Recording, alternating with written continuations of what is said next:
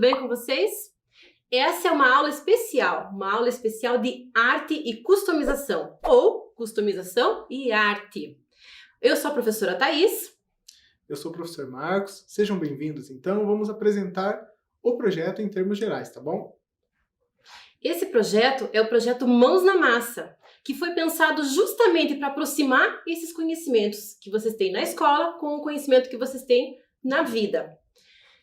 O objetivo é oportunizar ao estudante a possibilidade de exercitar sua criatividade e a sua expressão pessoal, por meio de atividades práticas, relacionando aos conteúdos de arte que se aprende na escola. Hoje você vai aprender sobre a ideia de customização e como ela se relaciona com os elementos das artes visuais, e como esse conhecimento pode ajudar na criação de peças únicas e que revelam seu potencial criativo. Os materiais que a gente vai sugerir para vocês usarem para a nossa atividade de hoje são esses que você está vendo na tela. Uma bisnaga plástica, para você colocar a tinta dentro e conseguir aplicar com facilidade. Um tecido, um pedaço de tecido qualquer. Elásticos para vocês fazerem as amarrações e a tinta propriamente dita. Só lembrando, né, Thaís, que o tecido é de preferência de uma cor clara, porque como a gente vai aplicar tinta, é necessário que apareçam as cores que nós estaremos usando, tá? Mas tente adaptar com o que você tiver aí. E como a gente vai ver mais adiante, né, Marcos, a cor do tecido vai influenciar no trabalho também. Com certeza. Bem, o que é customizar? É até uma palavra que a gente ouve, né, com uma certa frequência hoje em dia. Basicamente, customizar é construir, adaptar ou alterar com o intuito de atender a especificações individuais. É uma palavra inglesa, tá? Em termos gerais, a gente usa ela nesse sentido de personalizar. Até é mais indicado usar esse termo, né? Personalizar, que ele é mais direto, mas customizar também não está errado, tá, gente?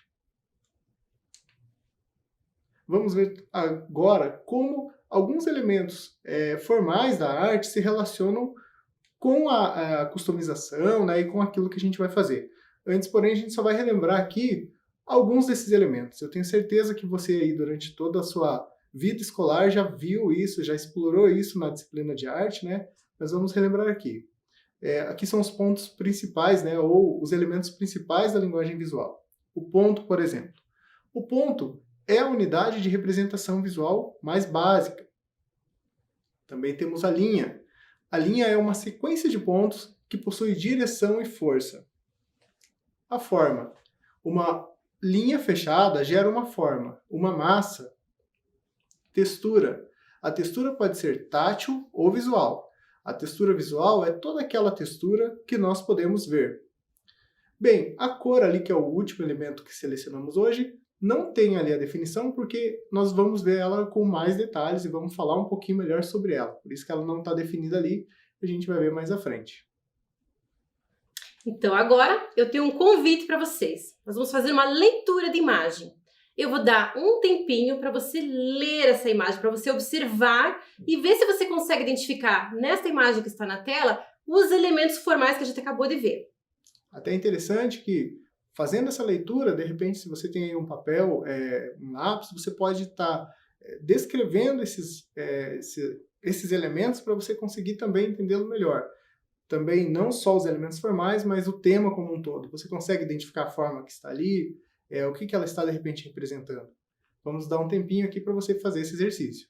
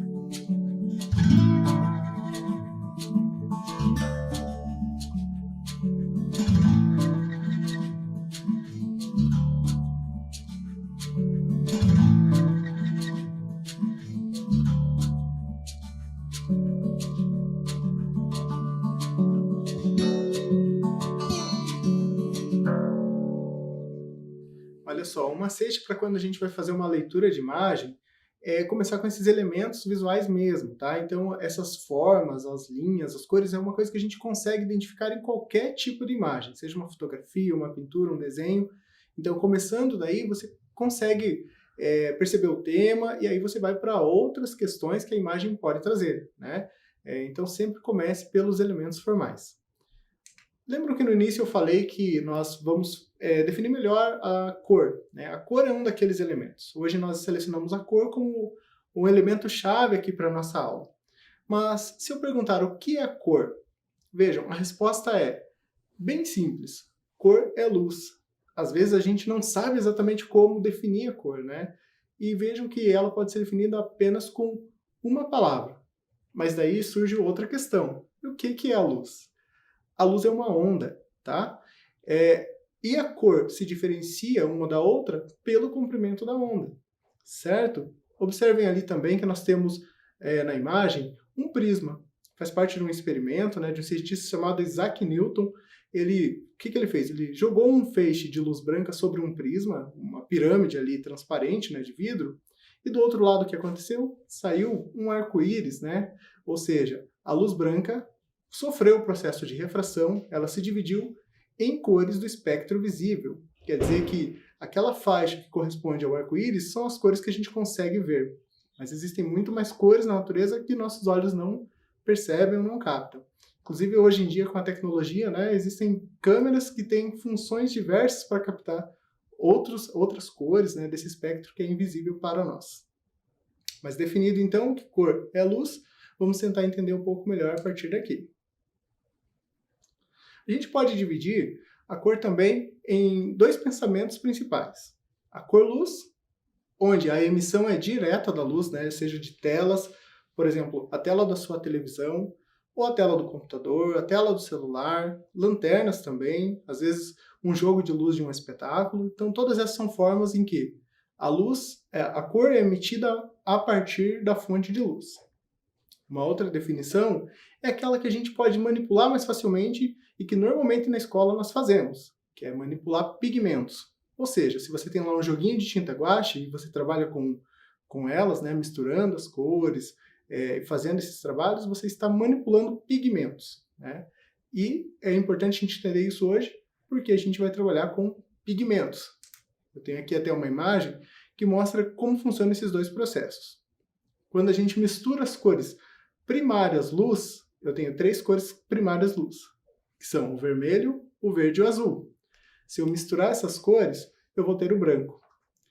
Percebam também que as cores primárias luz não são exatamente as cores primárias pigmento, que é a imagem que está do ladinho ali. As cores primárias pigmento são o magenta, o ciano e o amarelo. Se eu misturar essas 3 cores, eu vou obter, na verdade, o preto, né, chamado preto cromático. É um grafite bem escuro, assim. Então, são duas naturezas e duas formas distintas de trabalhar com a cor.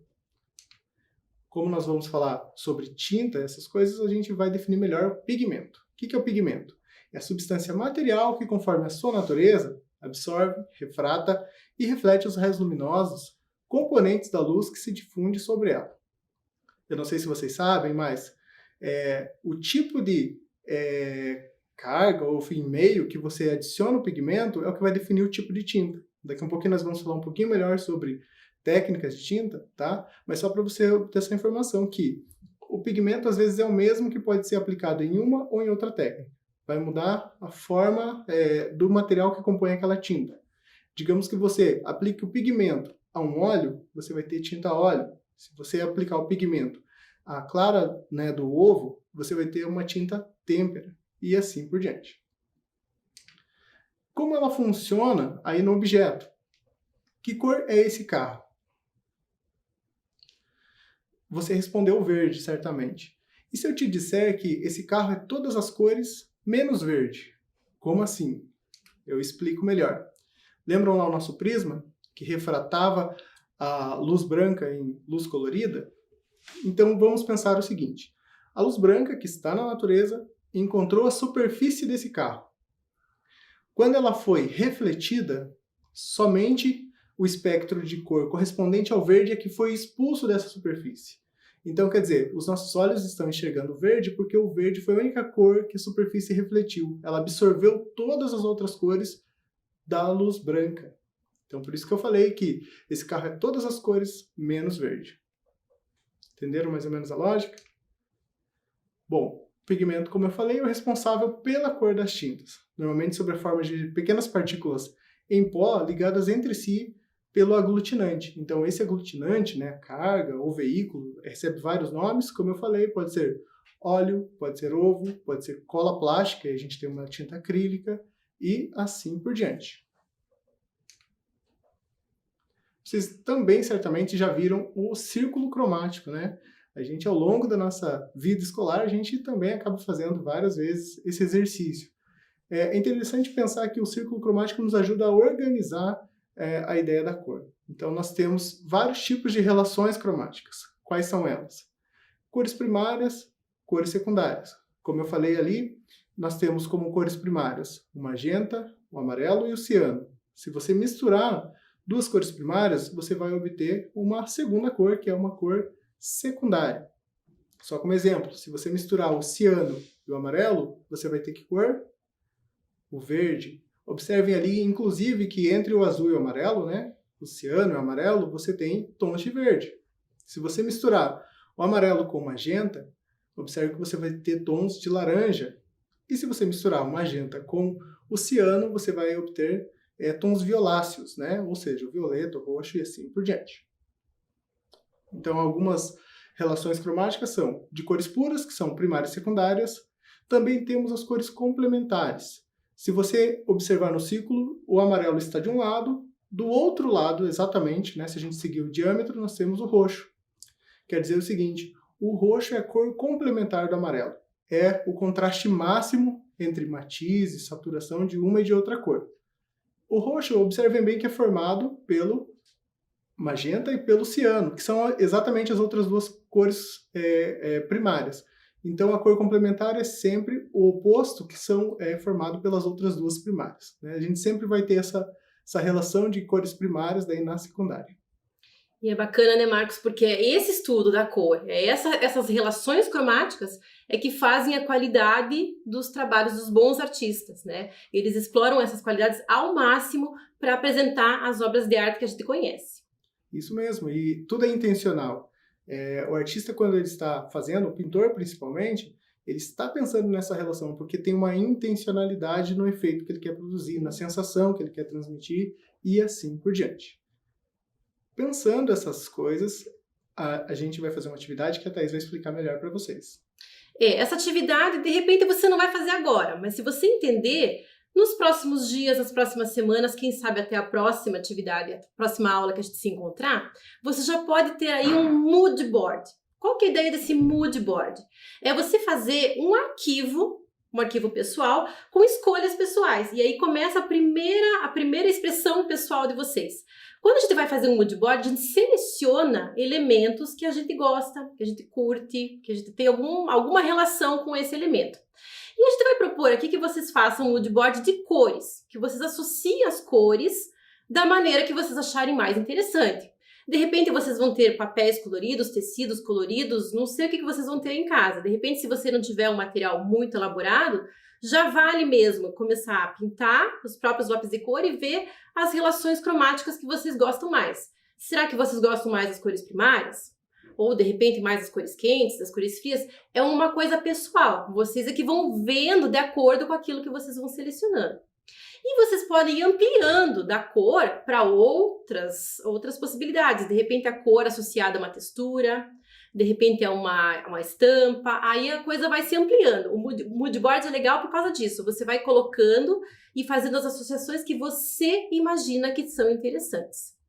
E de repente você pode até ampliar para o espaço e pegar recursos de outros lugares, fotografias pesquisadas na internet, de repente você pode imprimir alguma coisa e já ir associando no seu mood board. Onde você vai colocar isso? Você pode ter um espaço na parede da sua casa, de repente um caderno, aí você organiza. A ideia é que você faça essa associação de ideias a partir da cor. Esse método da criação do mood board não precisa se preocupar com isso agora. Na verdade, é uma coisa que você vai desenvolvendo ao longo do tempo. Toda vez que você quiser fazer um projeto criativo, é um bom caminho começar pelo mood board. E de repente fica um hábito que você vai usando para tudo que você fizer na sua vida. É uma ferramenta que ajuda bastante na criação. Bom, aqui a gente vai mostrar para vocês um pouquinho de como é que a pintura se aplica e de que formas, né, como a gente já falou, dos tipos de tinta, né, Marcos, você já mencionou Isso. alguns tipos, como tinta óleo, acrílica, guache, aquarela, vinílica, enfim, são diversos tipos de tinta. Mas o suporte que vai receber essa tinta não precisa ser só uma tela, né, existem muitas possibilidades de trabalhar com pintura hoje em dia, ou trabalhar com a cor hoje em dia, né, diferentes suportes hoje em dia. Desde a tela mesmo, como você já está pensando na pintura, né, como um todo, mas também pode ser tecido, pode ser papel, pode ser a parede mesmo, né? E de repente, hoje em dia, já tem muita essa interação com a tecnologia, né, Marcos? Da Exato. tela digital. O próximo slide, inclusive, dá um pouco de conta dessa ideia. Então, vejamos aqui uma pintura do neoplasticismo, né? O pintor que fez essa obra chama-se Pierre Mondrian. Ele é um pintor holandês, ele participa de um movimento chamado neoplasticismo, de estilo. Isso é em meados aí do século XX, mas especificamente lá na década de 20, de 30, né? Mas no início da década de 20. Esse movimento trazia como ideia que a pintura perpassasse, inclusive, o suporte da tela. Então, só aqui algumas pontuações importantes. A pintura sobre tela é uma invenção lá do Renascimento, ou seja, estamos falando de uns 500 anos, né? Assim como a tinta a óleo. E conforme os anos vão passando, como a Thais falou, esses suportes vão mudando, né? E vão ganhando outras conotações, inclusive outros meios tecnológicos também. Hoje a gente tem a pintura digital como exemplo, né? Mas voltando a falar desse movimento, esse movimento pensava uma arte que fizesse parte do mundo, não um objeto de arte em si, mas que ela ganhasse o mundo de outras maneiras, de outras formas.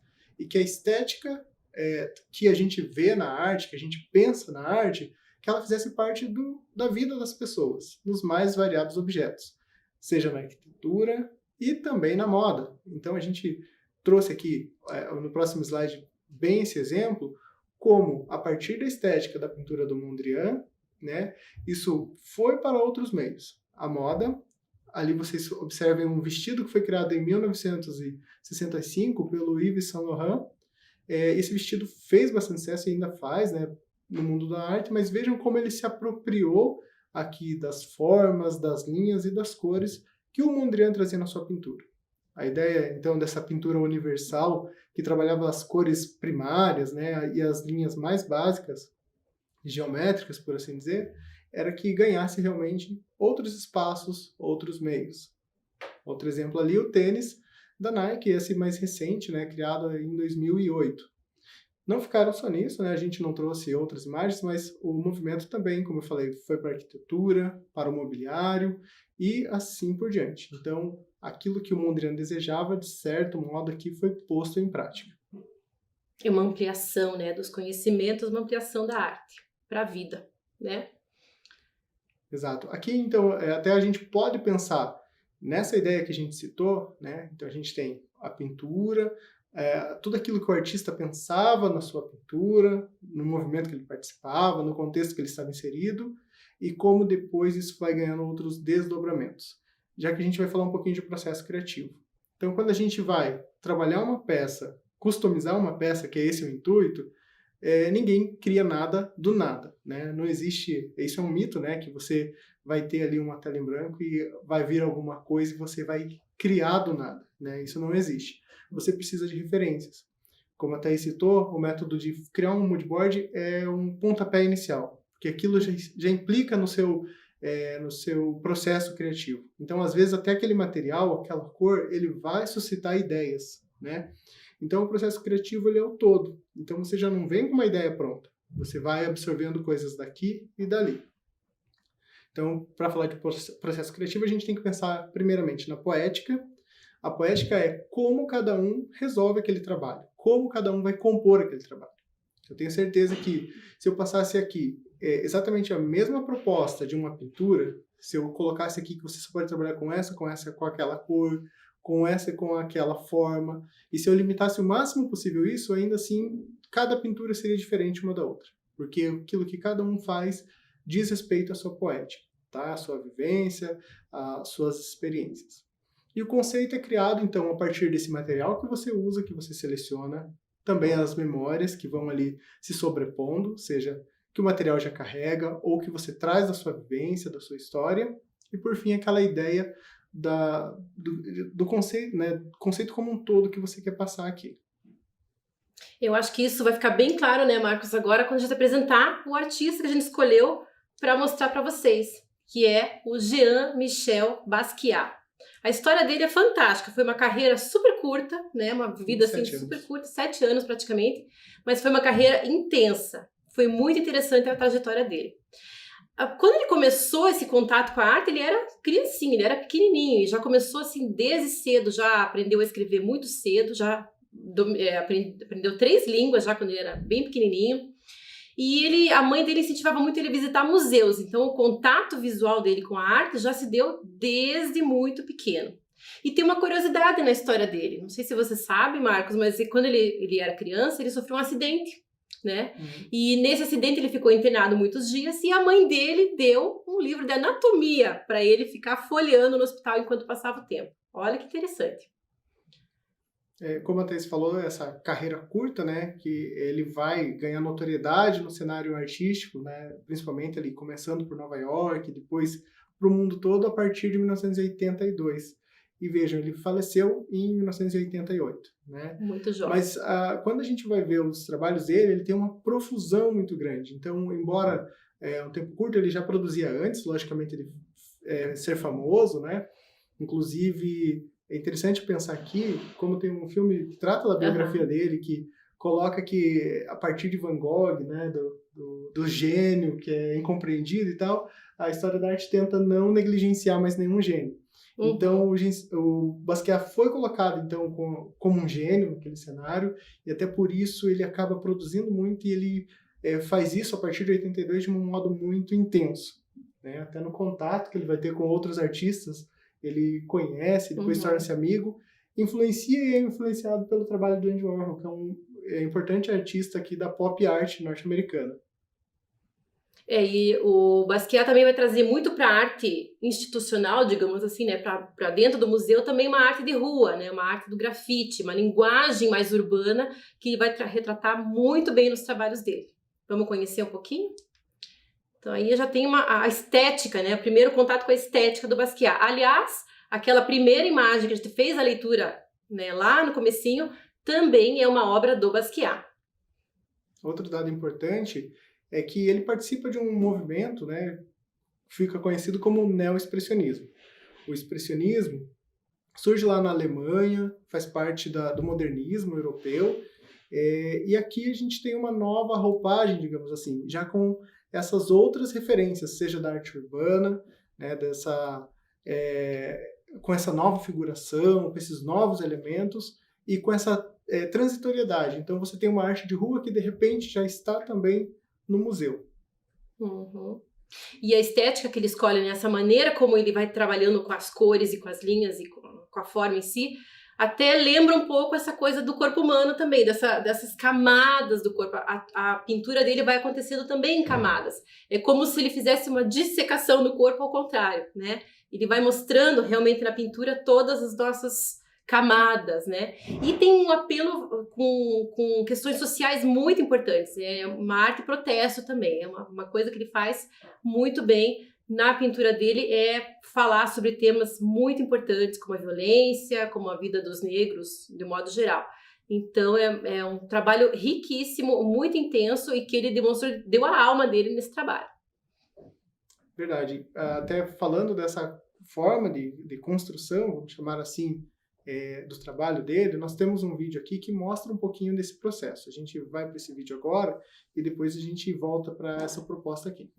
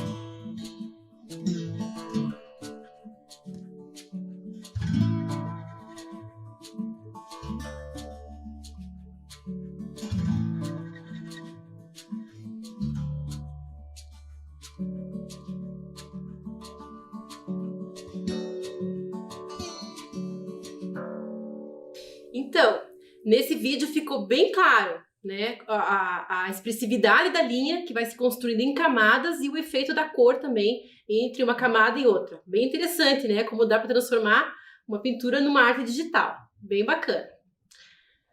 Então, voltando àquela proposta, né, que mostramos antes do vídeo, eu vou pedir que você selecione alguns lápis de cor, algumas folhas também soltas.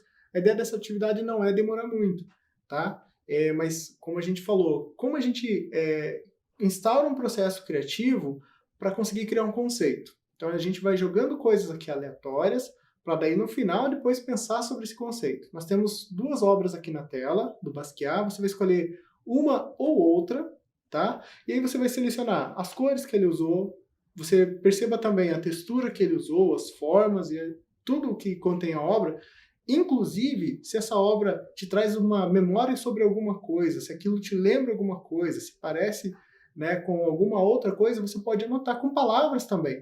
Então você pode, né, Thaís, colocando as cores, as linhas, as formas, esses conceitos em forma de palavra. Só que a ideia não demora muito, tá, gente? Escolhe uma ou outra. É um registro rápido, né, mas ao mesmo tempo que vocês se dediquem mesmo a fazer essa observação e colocar no papel. Certo? A gente vai dar um tempinho, então, para você realizar essa atividade.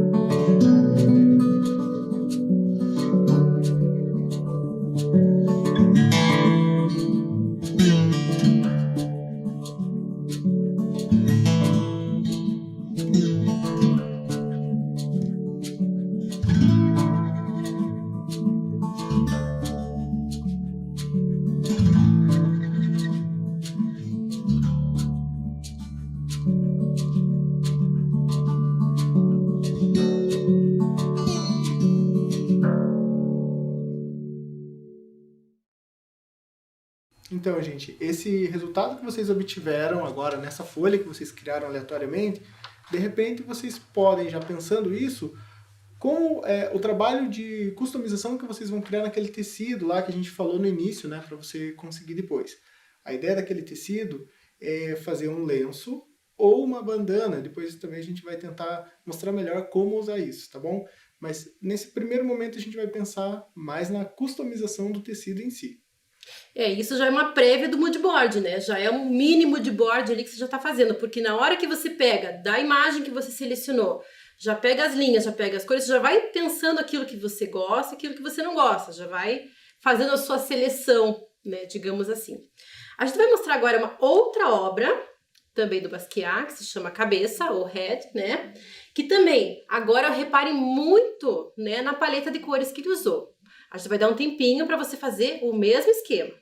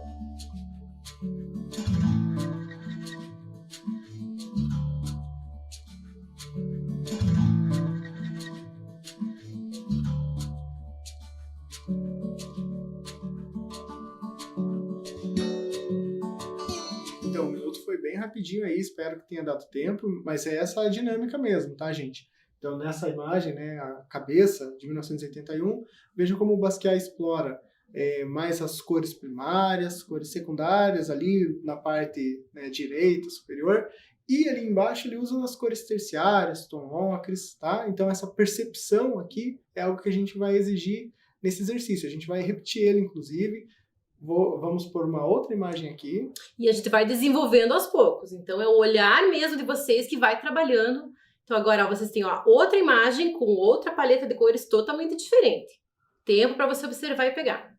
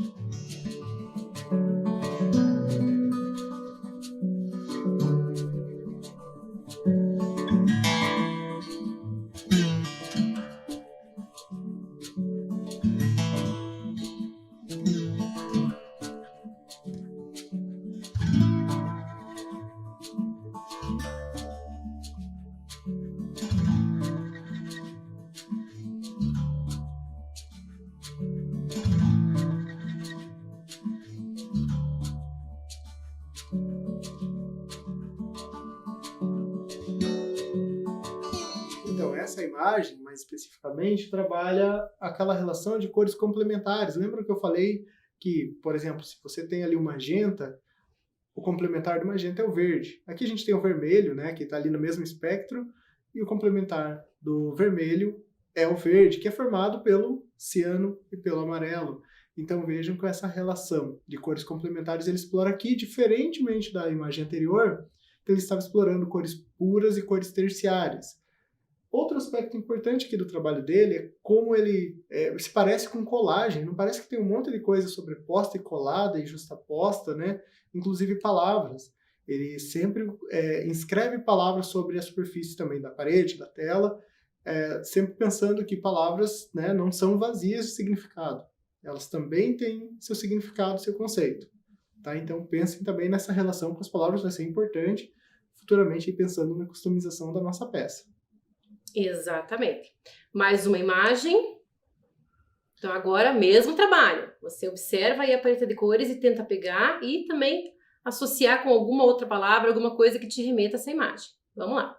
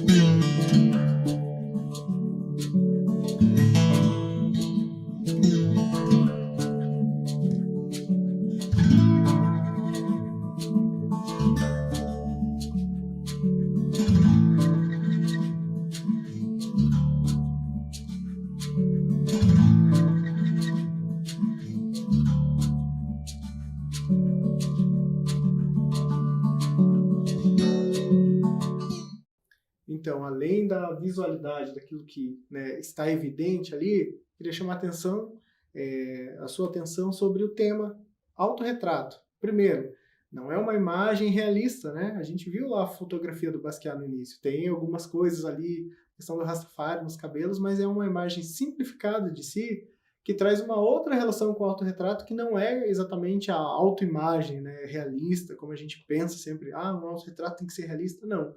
Ele trabalha por meio de outros símbolos, essa relação com o retrato, além, logicamente, aqui as cores complementares, novamente, né? Isso. E, inclusive, a questão do autorretrato, ele estava muito na mídia, né? Então, Sim. assim, a imagem dele já foi divulgada por muito tempo. Ele ia em programas de televisão, né? Ele aparecia muito na época, lá nos anos 80. Então, isso também trazia essa expressividade na obra dele, né? Então não precisava se preocupar com a imagem, porque a imagem dele já estava bem divulgada, então ele se preocupava muito mais com a expressão na arte dele do que com a própria imagem. Exato. Mais uma imagem. Mesmo exercício, vamos dar um tempinho e depois a gente só volta para complementar as informações.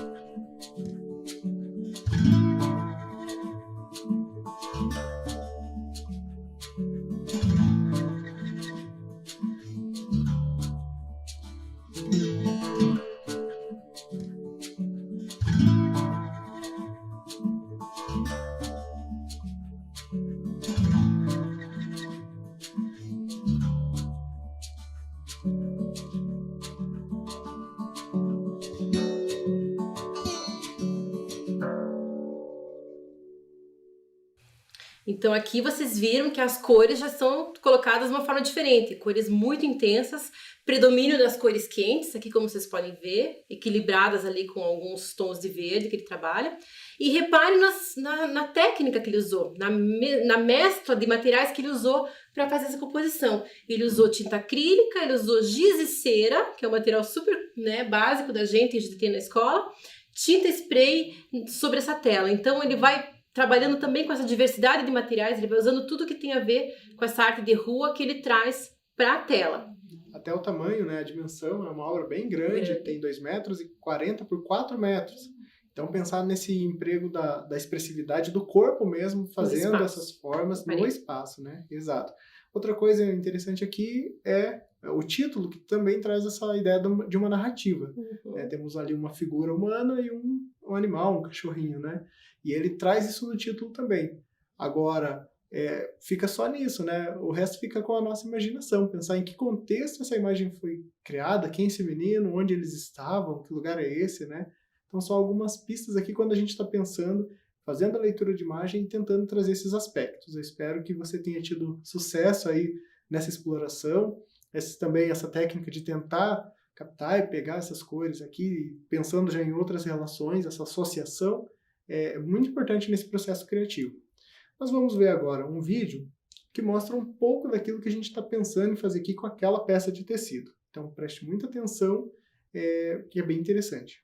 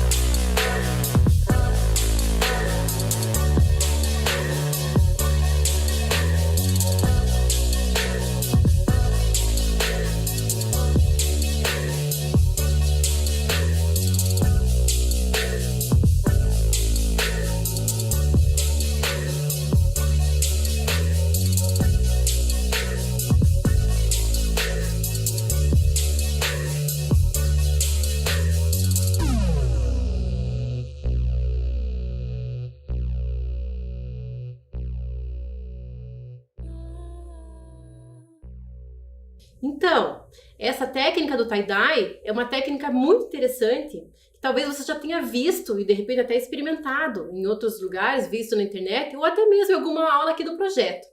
É uma técnica muito interessante porque o resultado que você vai ter depois quando você abre o seu tecido, a sua camiseta, né, o seu objeto que você está trabalhando, é um resultado muito interessante e é muito gostoso de trabalhar. Então a nossa proposta aqui prevê que você tenha esse pedaço de tecido. A gente vai sugerir aqui que você tenha aqui um tecido de uns 50 centímetros por 1,5 m, né? Para as propostas que a gente vai trazer na sequência, você vai precisar guardar esse trabalho, né? Você faz a pintura e guarda, que a gente vai continuar trabalhando com ele. Então tem um pedaço mais ou menos desse tamanho do tecido, para que seja possível fazer aquilo que a gente imaginou aqui, né, Thais? E se você de repente por acaso não conseguiu esse pedaço de tecido, vale uma camiseta velha que você tem aí mesmo, né? O importante é você experimentar e trabalhar, porque a nossa atividade vai continuar nas próximas aulas. Acho que hoje é isso, Eu acho né? que Vamos sim. terminando aqui. Espero que vocês tenham curtido e nos encontramos na nossa próxima aula. Até logo.